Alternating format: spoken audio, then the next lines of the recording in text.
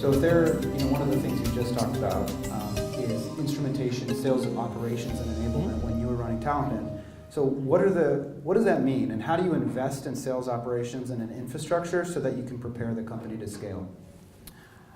So I think that, so first and foremost, there's been something over the last 10 years where folks, that now we actually have the data in order to understand like our go-to-market.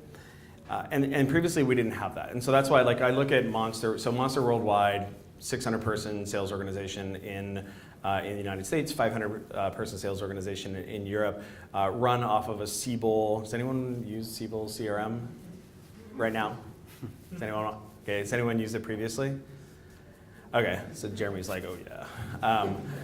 Yeah, so I think there's like a little bit of a circularity. Like if you don't have data, you can't be analytical and you can't be process excellent. And then moreover, like you can't really have process excellent go-to-market if you don't have like the data and the analytics to back check that. So unfortunately, there was a little bit of a chicken and egg situation.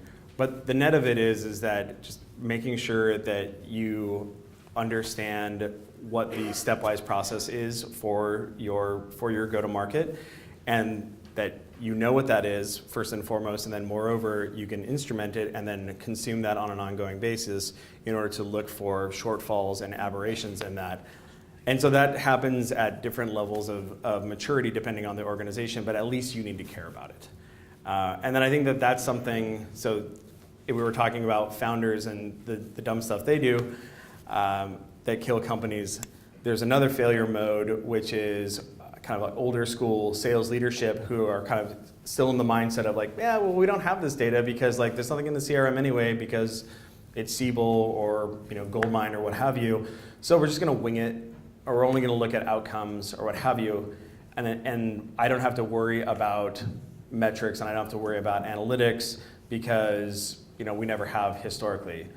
That's a great way of like killing a sales organization as well. So the way that I kind of think about that is if you're a sales leader, you kind of have to get over you have to start caring about math. Or alternatively, if you don't want to care about math, you have to at least organizationally care about math and get some sales operations help in order to be that left brain adjunct to the sales leadership. Is there specific math we should be caring about, specific metrics, KPIs? Is there a dashboard that you have in mind when you're looking at performance? I think that I don't think there's any silver bullet. There's lots of bronze ones. But I think the upshot is like you just have to care first and foremost and recognize that you can decompose a go-to-market into a process that can be instrumented. So I don't know if anyone is looking for kind of an intro to process engineering, there's a great book called The Goal. It's a process engineering book written as a romance novel. It's I'm totally serious. It's absolutely fantastic. But yeah, the point is like you have to. I mean, what's the name of this event? Building the Sales Machine. Yes, it is. Right. Like you just have to recognize that it's not voodoo. It's a machine. It does have squirrely humans in it, for sure, and they're messy.